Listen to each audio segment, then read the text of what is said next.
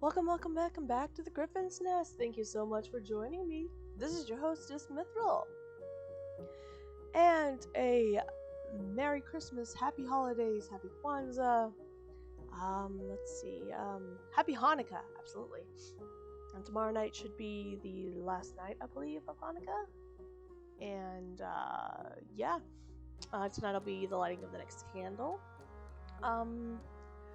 Those are all the holidays. Oh, happy winter solstice. There we go. Those are all the holidays I can think of off the top of my head right now. I'm still learning about the different kind of holidays and spamming chat with emotes. Want to spread a little bit of love and just say thank you guys. So here we are. For those of you who might not be unable to catch the Hocus Pocus readings in the past, we are almost done. We have 5 chapters, short chapters left after this. I've been tempted to just sit down and read them all, but I know what's going to happen once I get so many pages in reading it aloud. So I'm going to keep pacing myself. Ideally, we'll be done within the next couple weeks, and me and my well, I hope the next week, honestly. And then I can watch it with my friends. In the meantime, let's get into it, see what happens next to Poppy and her friends. And, yeah, super excited. If anyone here is wondering why I've been doing this, because I wanted to be able to know the story, read the book first. I always like to take that opportunity if I can. So, about a month and a half, 2 months before Halloween, I started reading with the intent to only watch the movie when I was done. We read through the first story, and I gotta say that it was very impressive. And third-person narrative was the book that I provided and read from, which is this one right here, Hocus Pocus, plus the all-new sequel from, what's it called again? Right, Freeform Books Press. And I loved it.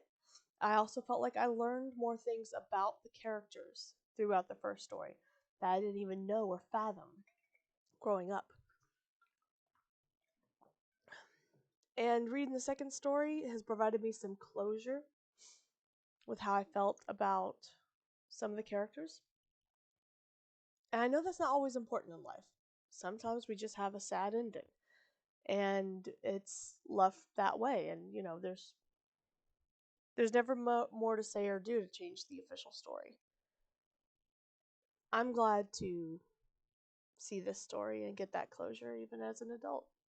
Because I appreciate reflecting on my childhood and how something, a story, a movie, a video game, whatever have you, how it affected me and how it changed my life and how it helped me be the person that I am today. And anyway, I just appreciate it for that. I appreciate Disney making the sequel and the ladies that starred as the original Wishes coming back to do it again.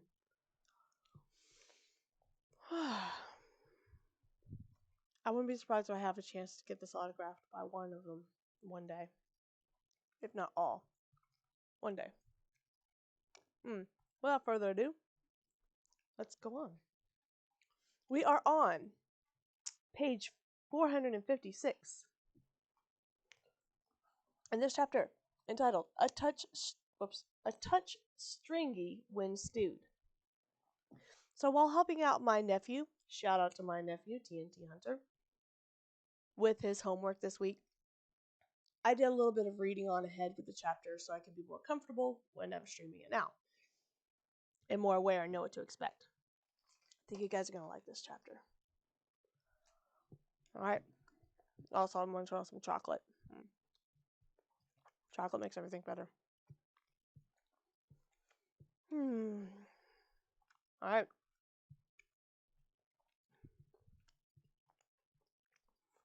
What you see here, the appearance of other witches that we haven't even come across yet. I have a better idea of who they are, what their names are. I think this is going to be awesome. I'm sure they'll look much cooler, though, if you ask me, in the movie. Yeah. I love the description of their outfits, though. Hey, Maelstrom. Oh, hi, this is a treat. Hey, buddy. All right, he's like, whoa, Holmes, just in time, huh? Yeah, come on. Come on, if you wanna. It's gotta be my idea, Holmes. You know the drill. All right, fine, whatever. Here we go, guys. A touch stringy when stewed.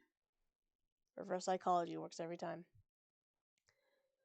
We're standing outside of Travis's house in his driveway, staring at his closed garage door. What's taking him so long? Asked Katie, crossing her arms. I knew we shouldn't have split up. I knew Katie and I should have followed Travis and Isabella through the already open front door to his house. I stare at the dark windows and listen intently. Beside me, Katie holds a bucket. Inside is the soil we dug up from the cemetery since Elizabeth wanted to join us. She hovers above the bucket and looks from me to Katie. A minute feels like decades. Should we go after them? I ask. Suddenly, there's a motorized whir, and the garage door begins to rise. Travis's face peeps from beneath the moving door. Well, we were right about my family. They're not here, and none of them are night owls, which only means one thing. They're part of the zombie mob. At least my siblings are. I step forward. Travis, I'm sorry. Isabella appears beside him to the garage. The good news is we got 4 bikes. The door shutters in place, and the motor stops. I peer into the dim garage and see the 4 bikes leaned up against the wall. Isabella starts to put them out into the driveway one by one, and I help her. Katie walks up to one with the milk crate attached to the front of him, plunks the bucket into it, then saddles up. Travis hands a helmet to her, then clips one of his own and offers 2 more to me and Isabella. Hey, Isabella, you sure you can't make these bikes fly? He asks her. We'd get to the winter island much faster. She shoots him a look. I'm working my way up, okay? Hey, Dennison, calls Katie, tossing her car keys to me. My pockets suck. I'm trusting you with these. I take the car keys and see there's also a key with a plastic lighthouse covering the top. Then I clip on my helmet. Let's go. Meanwhile, Sarah and Mary stumble out of the Sanderson house and onto the depressing front lawn. They find 5 humans under Sarah's spell, searching hither and yonder for the moonstone. The people crouch and look under leaves and rotten planks of wood. One of them is a sleepy-looking teen boy in a long black cape. A set of pointed plastic teeth sits on the rough wooden table in front of him. Another is a teen girl wearing a soccer jersey and shorts. Her ombre hair, stuck with leaves and twigs, falls around her face. The other 3 humans are children, who stare up at Mary with vacant expressions. Excuse me. Mary glances at Sarah with a sloppy sideways smile. Nab 'em, she growls. Moments later, Winifred inspects the ragtag group of human sacrifices her sisters had gathered for her review inside the house. Winifred stalks around the humans seated in the debris stone floor. Ruddy moonlight falling through the window soaks everything, making their clothes and faces look flushed. Mary and Sarah stand behind the smoking cauldron, waiting to be thanked. Sarah whispers something to Mary, which makes her giggle. Winifred shoots them both an icy look. 5? Only 5? She sighs. I suppose they'll do, she says. For now, it's a start. Sarah clasps her hands, delighted. Tell me, snoring plague sore, says Winifred, leaning over to meet the teen boy's eyes, dost thou believe in magic, ghosts, spirits? He yawns. I suppose not, he says. Winifred smacks the back of his head. Why does she get to play with him? Sarah pouts at Mary, who puts a comforting arm around her sister's narrow shoulders. Very well. Winifred turns to her spell book, splayed open on its pedestal, clears her throat, and reads the exchange spell. Some inside and some without. One believes and one holds stout. On All Hallows Day, Sarah interrupts eagerly. Winifred glowers at her. On All Hallows Day, ere 12 is struck, trade 4, prompts Mary. Winifred pauses her lips and corrects her sister, saying 5 souls until sunup. Winifred snaps the book shut. Thank thee very much. She gives her sisters a devilish grin. One by one, with individual popping sounds, the 5 humans vanish. Winifred taps her fingers together expectantly. A thin pair of pale hands appears in the air, prying open a glowing green door. Winifred beams then. Sarah and Mary can't help smiling too. It's been centuries since we've had a true living coven, says Mary. Yes, says Winifred. I did Mary's voice wrong, but excuse me. Let me try it again. It's been centuries since we had a true living coven, says Mary. Yes, says Winifred, and her simple agreement makes Mary's smile grow. The first witch climbs awkwardly out of the tear in the emerald veil and lets it snap shut behind her. Her skirts are hitched up, revealing striped lacy white stockings beneath a cascade of a dress that looks like a racy wedding cake. Her lavender hair is almost as pale as her skin, and her eyes are a watery green. The prim and proper witch smiles at Winifred. "Winnie Sanderson," she purrs. "I never dreamed I'd see you again. It's a shame that hell keeps friends so far apart. We've been in that plague-carrying squirrel part of hell." "Gunilda, what a pleasure it is to have you back," says Winifred with a tight smile. "We were regulated to the attending of all your exes' weddings on the same day, Circle of Hell." The green glowing tear in the veil stretches open again, and 4 other witches drag themselves out. One has a black snake curled around her ankle. As she regains her footing, the snake curls up her calf and disappears beneath her dress, reappearing from beneath her scallop collar and encircling her neck instead. Another has a shock of white hair, wide white eyes, and teeth pointed like a shark's. I'm really looking forward to seeing her in the movie. The 4th is a hawkish witch, holding a staff with a phoenix carved on it. The last has a scarlet skin and an armored dress that looks like dragon scales, with a collar pitched into a high silver-tipped fan behind her head. "To which do we owe the pleasure?" asks the dragon skin-clad witch. Winifred answers with a dark smile. "To whom?" she corrects, then adds, "To me." There's a distant rumble, and all the witches turn towards the window. Outside, a small lightning storm seems to have descended over the forested peninsula to the north of Salem, except that in this storm, not all the lightning arcs from the sky to the earth, excuse me. Each, instead, some of its branches backward stretching up from the clouds. The bolts are varied shapes of yellow, punctuated by a bright, blinding white. "Pray tell, Mathilda," Winifred says to the poshest of the newly resurrected witches. Poshest? I've never heard that word before, but okay. "How doth thy feel about terrier?" Oh dear. She's referring to the dog terrier. They eat dogs! "It's a touch stringy when chewed," the witch replies in a rich English accent, "but roasted it's quite lovely." "Yes, sister," Winifred answers, her smile growing. "I thought you might say that." They've summoned 5 other witches. With the Sanderson sisters, that's a total of 8. Now, I can't recall, but I was reading another book that had to do with witches as well. Vampires, more specifically. I believe a coven consists of 7 or 8. If that's the case, this is correct. I think the minimum is 7. Or at least 3? Power of 3, blah, blah, blah, whatever. I can't remember the sayings. Anyway, I'm just guessing. Not my most speciality of studies, but okay, now it just made myself curious anyway. I'll look into it later. But anyway, a group of witches is called a coven. And apparently, the 3 Sanderson sisters, these 3 anyway, were part of a coven.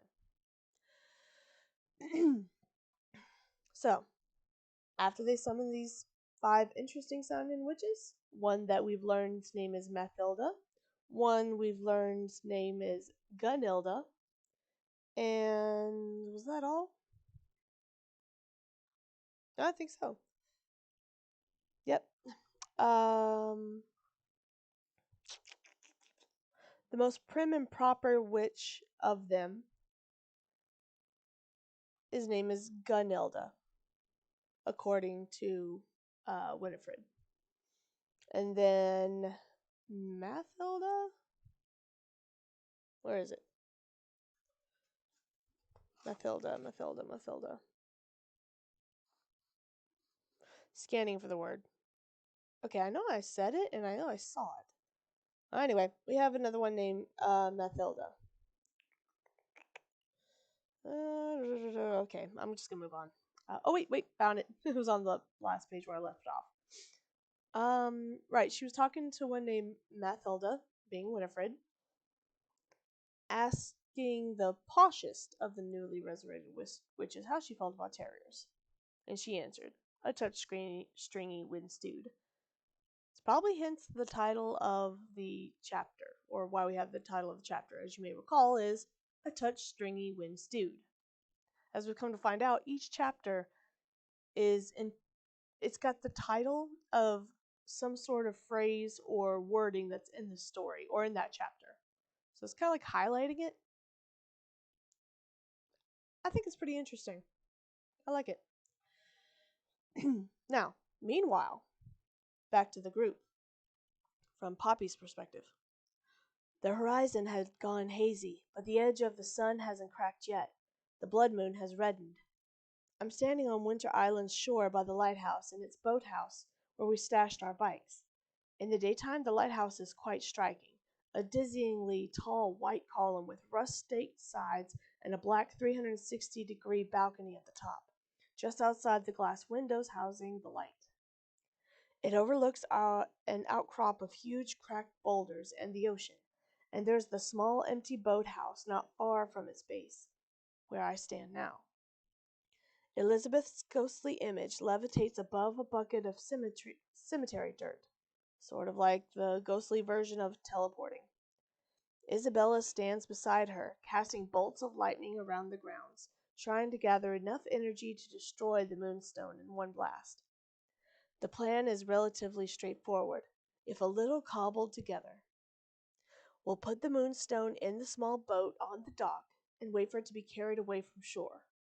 Then, from the top of the lighthouse, and what we hope is a safe distance, Isabella and Elizabeth will strike the stone with the lightning and, with any luck, destroy it without hurting anyone. It's simple, but it also means we only have one shot at making it work. If the moonstone isn't destroyed, the chances of finding it at the bottom of the bay are pretty much zilch. How's it going? I ask Isabella gently. Could be better, she groans.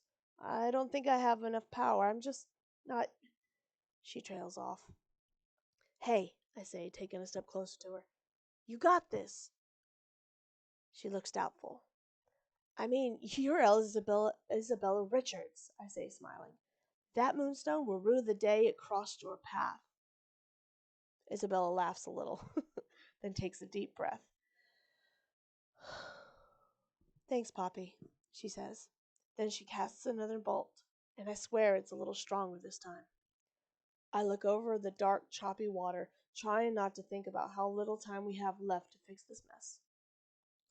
Yeah, you might be surprised how much of a little pep talk can help somebody. Just a little one. A few simple words like that, makes the next attempt stronger. That's why I like playing the bard so much in D&D games. That's what they're all about. That's what I'm all about. Well, a lot of what I'm about. Not what I'm all about. I'm not a hokey pokey. Anyway, moving on. Adrenaline pumps through my veins and goosebumps prickle my skin. Jeans and the sweatshirt aren't nearly warm enough for such a cold night. Cold morning, I guess. I look to the sky and see a flock of birds. No, not birds. Witches. Guys, I say. Isabella and Elizabeth turn to look at me, taking a moment's rest from what looked like their ultra-condensed version of Lightning Cast 101. Katie leans around the threshold of the boathouse, a bit disheveled from what sounded like a lot of rummaging through metal objects, and sporting a spit-it-out Denison expression. So she basically looked at her like this. What? I'm busy. Come on, what is it? What's up? With her eyes. Travis is working on the circuit breaker, trying to fix the fuse that blew when he tried to turn on the lights, but he stops fussing with the wires long enough to give me roughly the same look. I point up to the sky. Witches incoming, I say.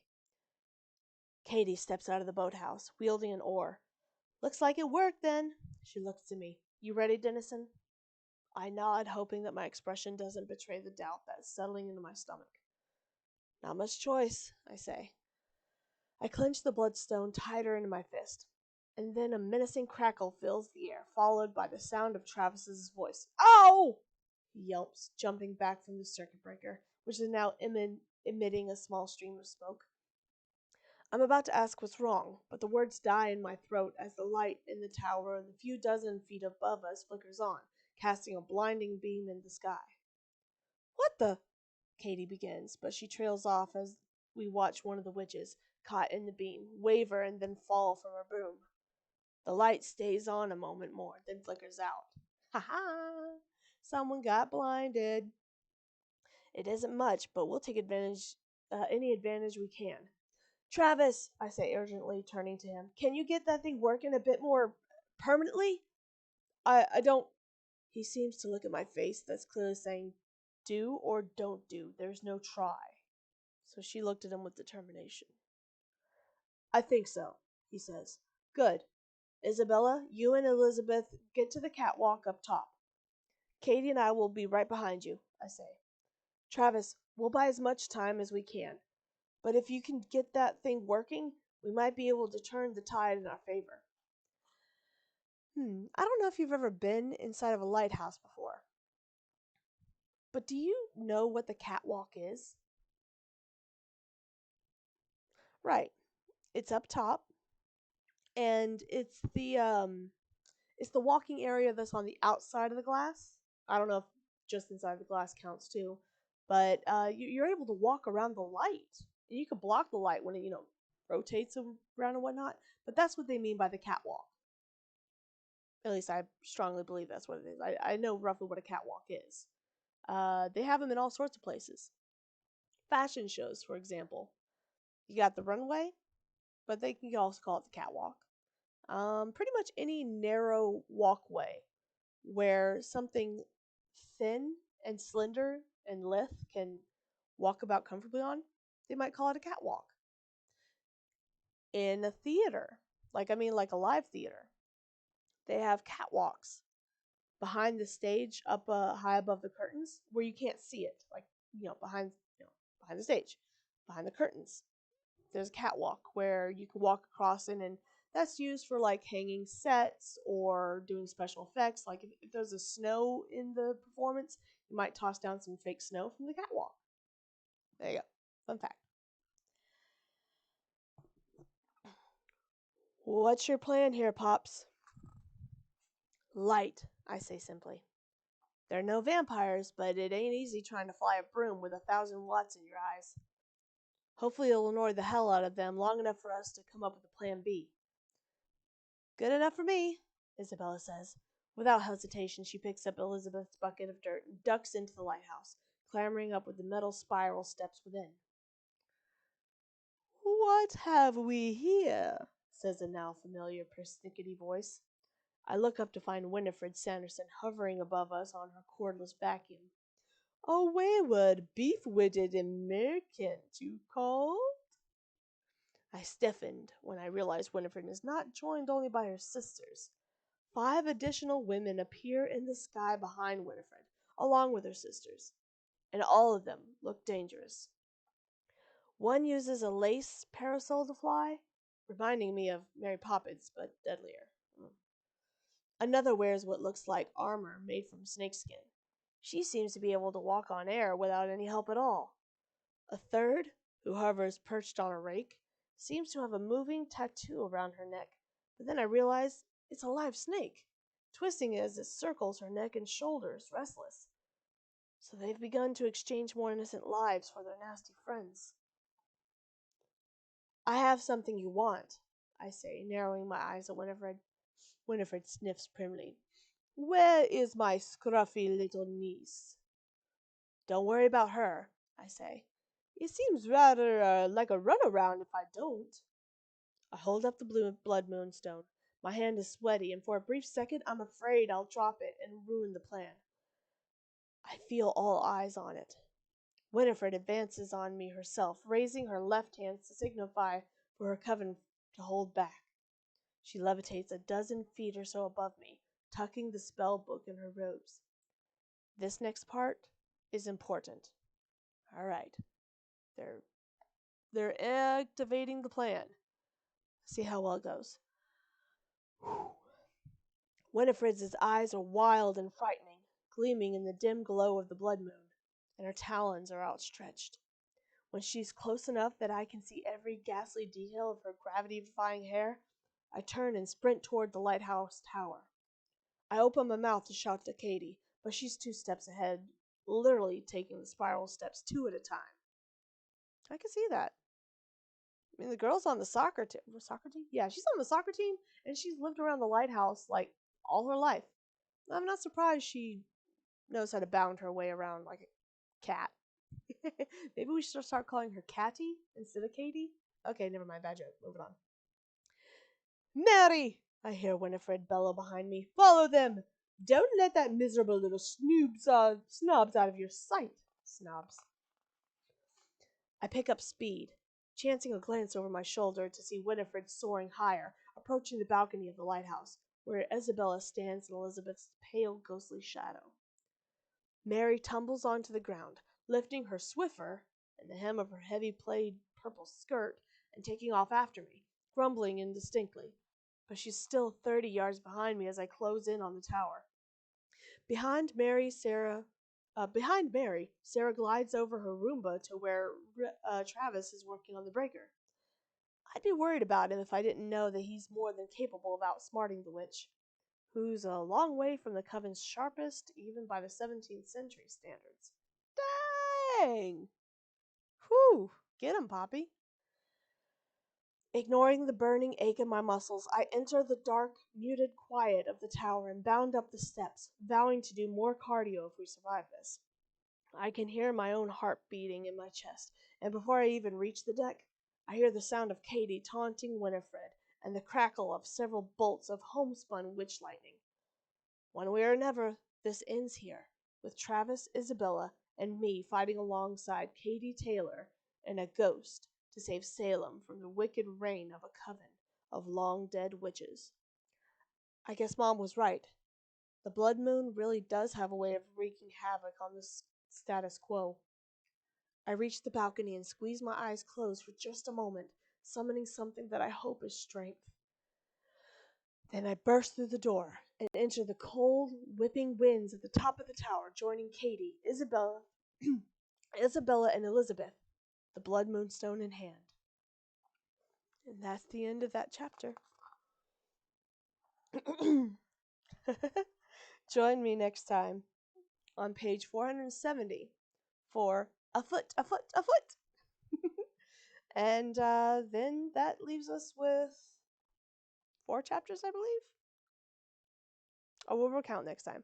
Thank you for joining me this time, and yep. Stick around. I will be picking stream back up. Just hit the refresh button. Maybe go off and get something like some water or popcorn or something. Hope to see you back real soon. If you're going to move on from here, or you're seeing the VOD and you were just here for the story, see you next time here on the Griffin Says. Thank you for joining me, and I'll see you next time. Bye, bye, bye, bye, bye, bye, bye, bye, bye, bye, bye, bye, bye. And hang tight, I will be giving you your feathers, because Maelstrome's still in my lap. We owe you feathers. See you next time.